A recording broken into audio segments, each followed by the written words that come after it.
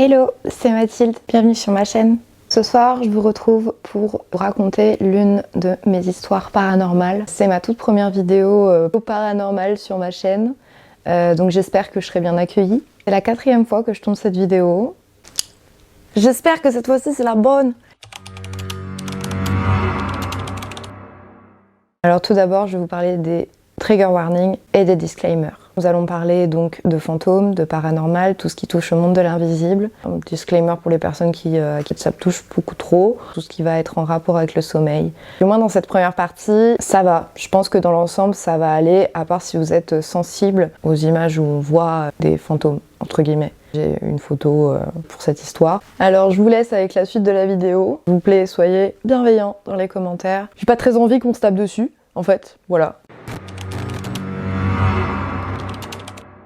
L'histoire se déroule pendant que j'étais à l'internat au lycée, de janvier 2017 à décembre 2017. En gros, j'ai fait moitié de 2 années scolaires à l'internat. Il y a 4 personnages dans mon histoire que j'ai rencontrés à l'internat. Donc juste pour vous mettre la situation, j'ai rencontré le personnage principal de l'histoire, s'appelle Seb, c'est mon ancien meilleur ami. J'ai rencontré par le biais d'une autre amie parce qu'on était tous les deux amoureux du même garçon. Petite parenthèse rigolote. Et donc avec Seb, on est très vite devenus très bons amis. Donc quand on est interne à ce lycée, à la fin des cours, le soir, on a une heure de permanence obligatoire pour les 4e, 3e et secondes.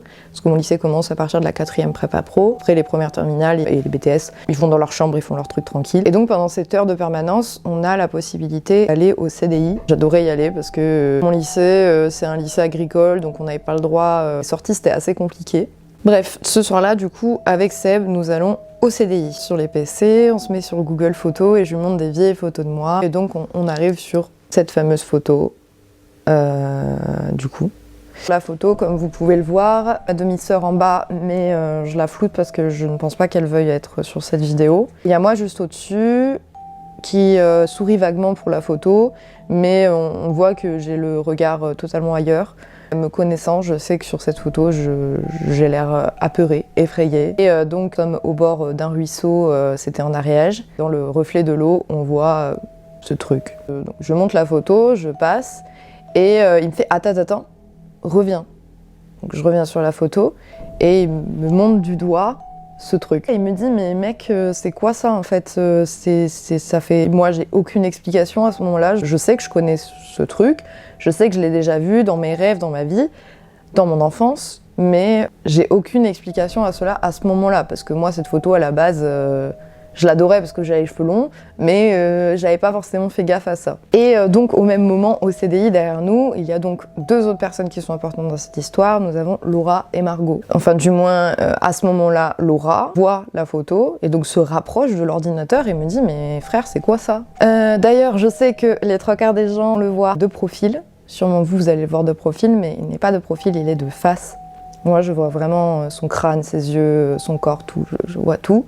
Et donc, à ce moment-là, donc voilà, Laura est stupéfaite par la photo, elle comprend pas, elle me dit « Mais frère, c'est trop bizarre ». En même temps, aussi Margot qui se rapproche du PC et genre pareil, elle est stupéfaite de ce qu'elle voit. Moi, j'étais un peu en mode « Bon, c'est fini le spectacle, en fait. Moi, je voulais juste faire mon truc tranquille avec Seb, je voulais pas que tout le lycée se ramène ». Après cette heure de permanence, nous allons au self pour le repas du soir. On décide de manger avec Laura et Margot. On arrive dans la queue du self et il faut savoir que d'habitude avec Seb, on était assez câlins tous les deux. Et donc à ce moment-là, dans la queue du self, je prends dans mes bras et j'essaye de lui faire un câlin et je vois qu'il est pas du tout réactif. Donc je le vois, il me rejette et tout. Du coup, je suis là en mode mais qu'est-ce que t'as ? Enfin, qu'est-ce qui va pas ? Qu'est-ce qui se passe ? Aucune réponse. On continue à avancer dans le self, on prend les plateaux, on se sert et tout. Je le vois, mais genre en train de me fixer, mais genre me fixer avec un regard que je connaissais pas chez lui. Donc j'ignore un peu et genre mais je le regarde vaguement en lui disant mais qu'est-ce qu'il y a ?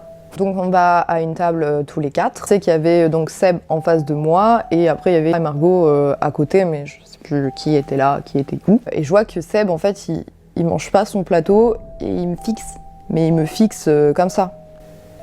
Il me fixe mais il lâche pas du regard et ça fait trop peur.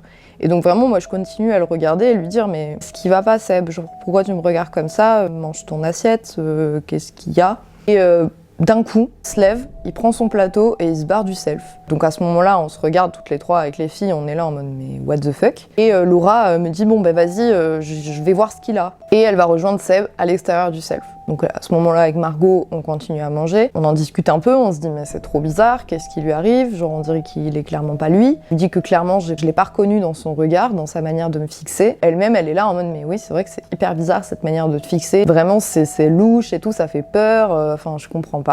Et donc après manger, on sort du self, elle et moi, et on va rejoindre Laura et Seb. Laura, en fait, à ce moment-là, elle arrive complètement en trombe, genre elle est paniquée de ouf, elle vient me voir, elle me fait Mathilde, faut qu'on parle vraiment. Et en même temps, il y a d'autres personnes qui arrivent en mode crois-la, je te jure, j'étais là, on était présents, on est plusieurs à avoir été témoins de ce qu'elle va te raconter, donc crois-la.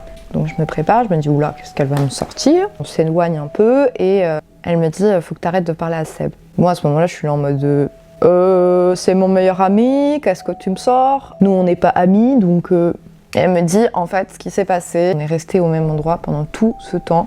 Tout ce qui va se dérouler, tout ce que je vais te raconter, s'est passé au même endroit. La luminosité était la même. On avait un spot au-dessus de nous pour nous éclairer.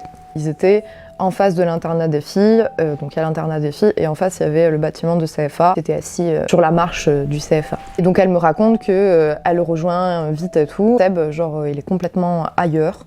Et elle lui dit, non mais qu'est-ce qui va pas en fait? Qu'est-ce qui se passe? Pourquoi t'es comme ça? Qu'est-ce qui va pas? Seb, il lui répond, elle est là. C'est tout. Il lui dit, mais comment ça? Genre, qu'est-ce qui va pas avec Mathilde et tout? Qu'est-ce qui se passe? Il lui dit, bah, elle est là. C'est tout. Elle devrait pas être ici. Elle devrait être avec moi. Donc là, à ce moment-là, Laura et tous les témoins sont complètement apeurés de ce qui vient de se passer. Personne ne comprend. Laura, elle continue avec ses questions, toujours les mêmes questions. Qu'est-ce qui va pas? Qu'est-ce qui se passe? Qu'est-ce qui va pas avec Mathilde? Seb, il répond toujours les mêmes choses. Toujours et encore. Et au bout d'un moment, il m'explique que d'un coup, ses pupilles, alors soit elles étaient dilatées et elles se sont... Soit elles étaient petites et elles se sont dilatées. D'un coup, Seb, comme si qu'il revenait à lui-même, comme si qu'il se réveillait. Et il a dit, what, mais qu'est-ce qui se passe? Pourquoi je suis là? Elle est où Mathilde? Mais qu'est-ce qui se passe? Et tout. Donc Laura, elle le regarde un peu en mode... j'ai vu ce qui s'est passé avec tes yeux, mais je comprends pas du tout ce qui se passe. Bah, elle lui repose les mêmes questions, en mode, mais qu'est-ce qui va pas? Qu'est-ce qui va pas, Seb? Qu'est-ce qui va pas avec Mathilde? Qu'est-ce qui se passe? Et genre, il la regarde et lui dit, ben, je sais pas, Mathilde, c'est ma meilleure amie, qu'est-ce que tu me racontes? Et donc, c'est là qu'après, du coup, on est arrivé et qu'elle m'a raconté tout ça. Par contre, je sais toujours pas pourquoi elle m'a dit, faut plus que tu sois amie avec Seb. Mais ça, c'est un truc qui m'a marqué, mais je sais pas, je vois pas trop le rapport, en fait. Donc, il se passe ça, je suis complètement apeurée, on monte à l'internat, je rejoins une autre personne qui est très importante dans l'histoire, qui s'appelle Lisa. C'est important dans l'histoire parce que c'est une personne très cartésienne qui ne croit pas du tout au paranormal, qui ne croit pas en l'astrologie, qui ne croit pas, voilà, qui croit pas en tout ce que moi je crois. Du coup, j'arrive et je lui raconte ce qui s'est passé, elle se fout un peu de ma gueule, enfin, genre elle me regarde, elle me fait oui, bien sûr, genre tu vas me faire croire ça. Enfin, moi à ce moment-là, je suis là en mode bon, bah tant pis, elle me croit pas. Mais je suis quand même super apeurée et donc elle me dit bon bah ce soir si tu veux on peut dormir ensemble parce que j'aimais bien dormir avec Lisa, je me sentais en sécurité avec elle. Ce soir-là j'ai dormi avec elle dans son lit, donc un lit, une place d'internat. Oui, très serré. Au moment on se donnait chaud. Monter à l'internat pendant 1 heure et après cette heure-là on a le droit, c'est l'heure des douches. Bah, pour les fumeurs on a un quart d'heure, une demi-heure de pause en bas pour aller fumer notre dernière clope avant d'aller dormir. Que moi je descends, je rejoins Seb et je rejoins d'autres potes à moi, on était un groupe de potes à l'internat. Donc Seb était complètement, toujours un peu dans les vapes, genre il comprenait toujours pas ce qui s'était passé, genre il était vraiment dans le mood en mode mais je comprends pas ce qui vient de m'arriver. On en rediscute à ce moment-là et vraiment il est dans le truc de je sais pas du tout ce qui s'est passé, je ne me souviens de rien. Vraiment je suis passée de j'étais au CDI à je suis dehors. Donc on remonte après ça, je me mets au lit, on dort. Vers 3 ou 4 heures du matin, je reçois un appel de Seb. Donc à ce moment-là, avec Lisa, on se réveille un peu en panique, en mode pourquoi on m'appelle? En plus à l'internat, si on était sur notre téléphone après 22h30, on nous l'enlevait. Donc on n'était pas très sereine à l'idée qu'il y ait peut-être une surveillante qui débarque dans la chambre en mode pourquoi vous êtes au téléphone? Je réponds quand même. J'écoute avec Lisa ce qui se passe. Et en fait, Seb, au téléphone, il répète drill. Plusieurs fois comme ça d'affilée que je raccroche. À ce moment-là, il y a même Lisa qui était donc cartésienne qui me regarde et qui me dit c'est quoi ce bordel? Ça fait trop peur. En même temps, Seb m'envoie un message avec encore écrit drill Et je crois même, il m'avait même envoyé un autre message en disant t'es pas à ta place. Tu devrais être avec moi. Donc après ça, on en discute un peu avec Lisa, on essaye quand bien que mal de se rendormir. Donc on se rendort, le lendemain matin on se réveille. J'ai un message de Seb qui me dit « What the fuck ?» Quoi, ces messages que je t'ai écrits pendant la nuit. Je lui réponds « Bah c'est à toi de me dire, parce que moi je sais pas pourquoi tu m'as dit ça, je sais pas pourquoi t'as écrit ça, enfin genre c'est trop bizarre et ça renforce encore plus le fait que ça fait trop peur. » On se rejoint au self pour le petit déjeuner avec d'autres potes. On en reparle encore, on se dit que c'est vraiment trop chelou. Mais genre, on n'a pas plus d'explications à ce moment-là. Donc, après cette histoire, ça a enclenché un truc what the fuck. C'est-à-dire que j'avais complètement l'impression de devenir folle. Comment dire ça? Quand je me regardais dans une vitre, je voyais ce truc derrière moi. J'avais constamment l'impression que quelqu'un était en train de m'observer, que quelqu'un était proche de moi, que quelqu'un était là, en fait, me voulait du mal.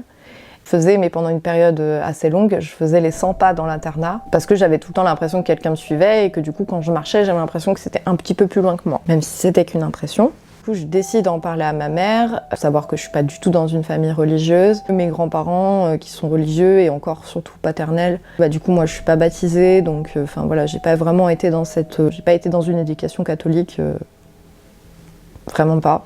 Donc du coup voilà, j'en parle à ma mère ne me croit pas du tout. Ma mère croit que je suis complètement folle, elle voit rien, que c'est pas vrai, enfin voilà. Ma mère, elle veut pas du tout entendre parler de paranormal, de fantômes, de trucs comme ça, elle aime pas en entendre parler, ça lui fait très peur. Et donc moi ça continue, que je le vois tout le temps derrière moi, accroché à moi, que je le sens près de moi, que je le sens devant mon armoire quand je suis chez ma mère, regarder pendant la nuit.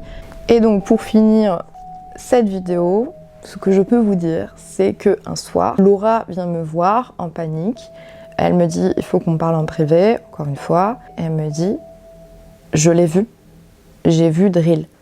Il est accroché à toi, il fait 2 mètres. En fait, il est tout le temps avec toi. Mais il fait super peur. » Voilà. Voilà, c'est comme ça que se termine cette première partie, parce que ce n'est pas la fin de cette histoire avec... Drill. Anyway, j'espère que cette vidéo du coup vous aura plu. N'hésitez pas à mettre un petit like, un petit commentaire et à vous abonner et à activer la cloche. Je vous retrouve très vite pour une prochaine vidéo. Je vous espère plein de belles choses et je vous fais plein de bisous.